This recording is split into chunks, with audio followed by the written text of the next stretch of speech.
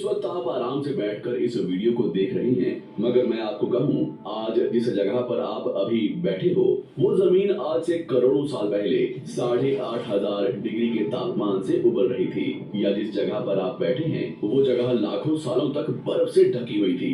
ये दोनों बातें सच हैं। इस 15 मिनट की वीडियो के अंदर आप पृथ्वी के 450 करोड़ साल के सफर को देखने वाले हैं। जिस जगह आज हमारा सौरमंडल है, वहाँ विभिन्न प्रकार की गैस और धूल के बादल हुआ करते थे। वैज्ञानिकों के मुताबिक इन धूल के बादलों से दूर एक तारा हुआ करता था। वक्त के साथ साथ उस तारे की ऊर्जा कम होने लगी, जिसके कारण उसके अंदर एक विशाल विस्फोट हुआ। विस्फोट की वजह से अंतरिक्ष की ये धूल एक दूसरे से दबने लगी। इस दौरान बादलों में स्थित धूल के कण दबाव और गर्मी के कारण बड़े उल्कापिंड और पत्थरों में परिवर्तित हो चुके थे, और इसी दबाव की वजह से इन बादलों में स्थित रेडियो एक्टिव पदार्थ ने ग्रेविटी का निर्माण किया। इस ग्रेविटी के कारण बीच में हाइड्रोजन और हीलियम इकट्ठा होने लगे। बीच के इस भयंकर दबाव के कारण एक विशाल विस्फोट हुआ, और इसी विस्फोट के कारण हमारे सूरज का जन्म हुआ। अंतरिक्ष में फैले एस्टेरॉयड यानी क्षुद्र ग्रहों में भारी वजन की वजह से सूरज के करीब आकर सूरज की परिक्रमा करने लगे। धीरे धीरे एस्टेरॉयड में भारी टकराव हुआ, जिसके फलस्वरूप मरकरी, विनस, अर्थ और मार्स जैसे ग्रहों का निर्माण हुआ। वैज्ञानिकों के मुताबिक उस वक्त पृथ्वी और मार्स यानी मंगल ग्रह के बीच थिया नामक ग्रह सूरज की परिक्रमा किया करता था।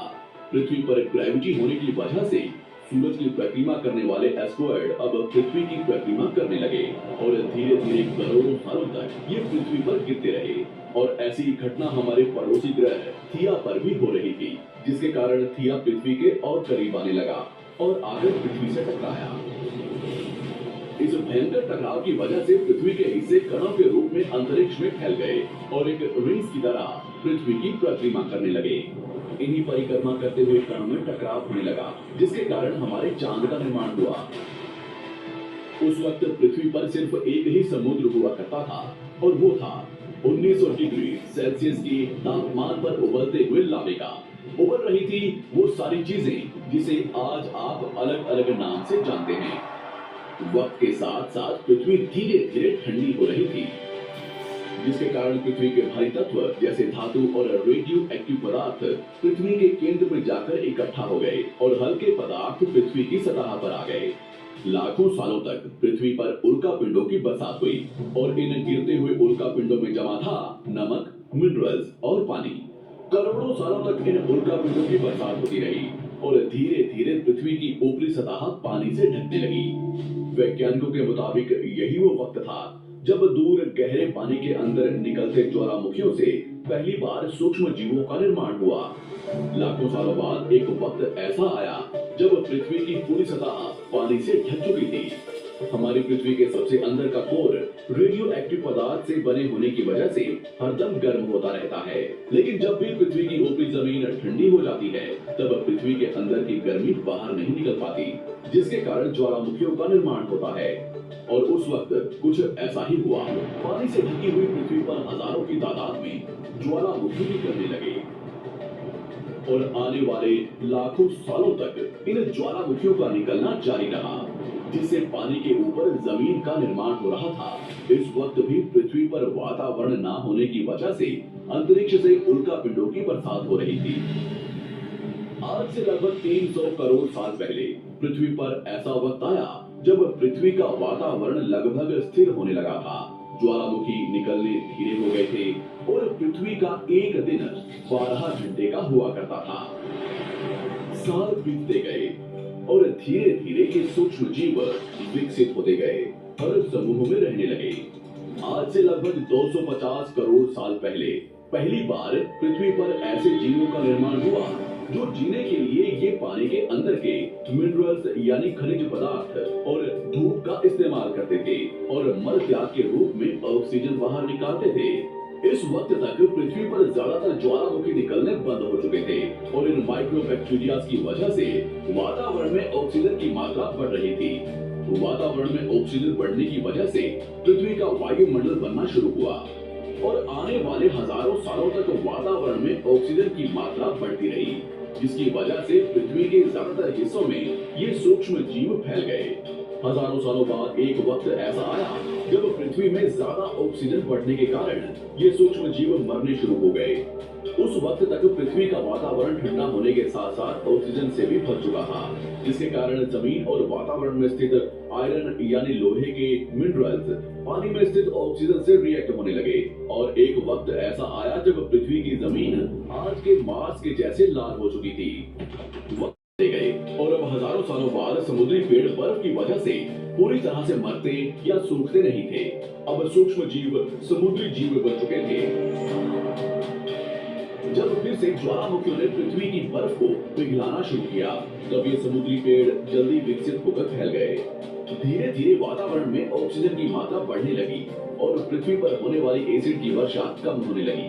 वातावरण में ऑक्सीजन आने की वजह से पृथ्वी की ओजोन लेयर्स मोटी होने लगी और आज से लगभग 47 करोड़ साल पहले पृथ्वी की ऊपरी सतह पर पहली बार मोसोस नामक प्लांट उगना शुरू हुआ। वक्त के साथ साथ जमीन पर अलग अलग प्रकार के पौधे और पेड़ उगना शुरू हुए। एक वक्त ऐसा आया जब जमीन के पेड़ों की लंबाई लगभग 80 से 100 फीट जितनी या आज की 5 से 6 मंजिला बिल्डिंग जितनी ऊंची हो चुकी थी।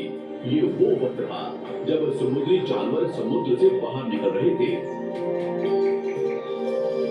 और जमीनी जानवरों में परिवर्तित हो रहे थे। धरती की ज्यादातर जमीन एक जगह इकट्ठी हो चुकी थी, जिसे आज हम पैंजिया महाद्वीप के नाम से जानते हैं।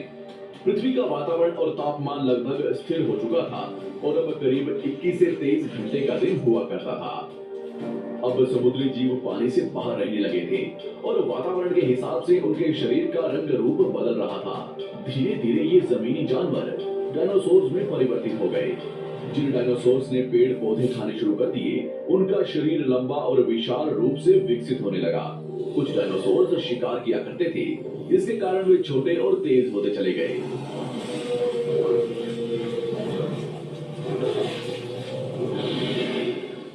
पृथ्वी की ऊपरी जमीन एक जगह इकट्ठी होने के कारण ज्यादातर जमीन रेगिस्तान और बंजर हो चुकी थी। ज्यादातर जंगल समुद्र के करीब हुआ करते थे, जिसमें डायनासोर रहा करते थे।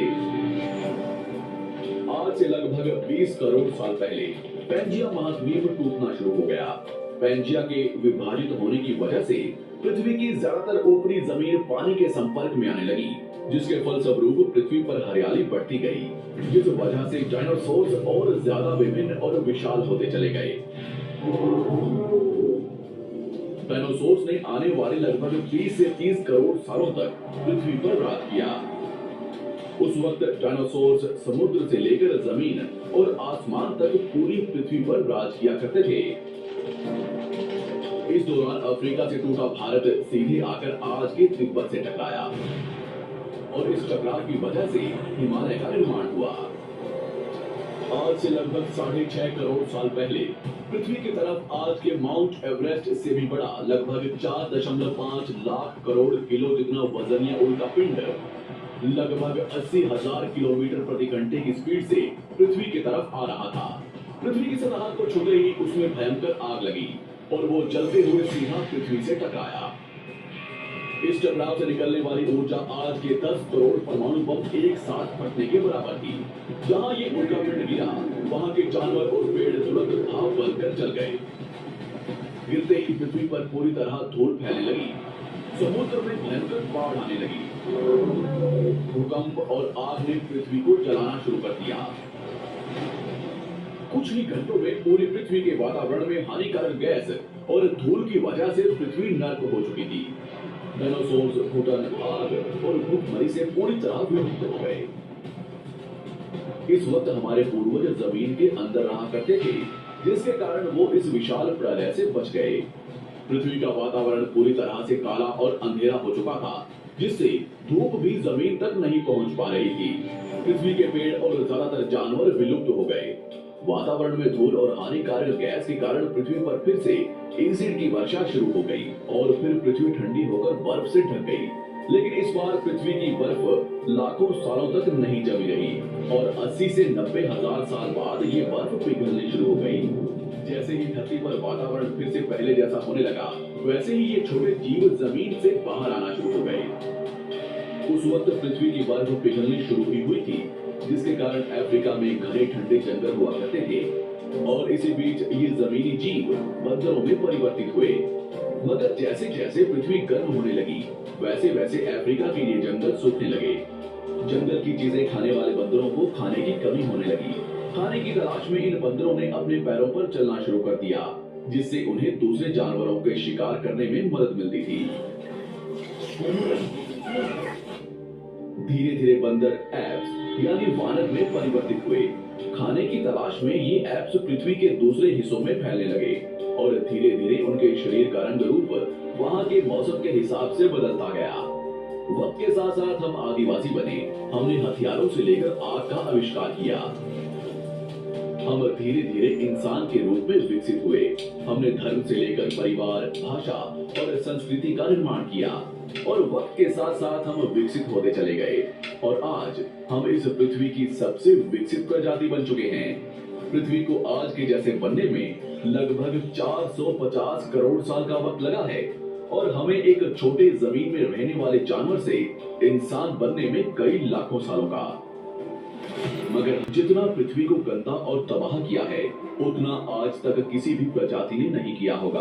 हम फिर से धरती को गर्म कर रहे हैं और कार्बन डाइऑक्साइड की मात्रा बढ़ा रहे हैं। वैज्ञानिकों का मानना है कि पृथ्वी पर फिर से विशाल परिवर्तन होने वाला है। भविष्य में पृथ्वी कैसी होगी, जानेंगे हमारी अगली वीडियो में।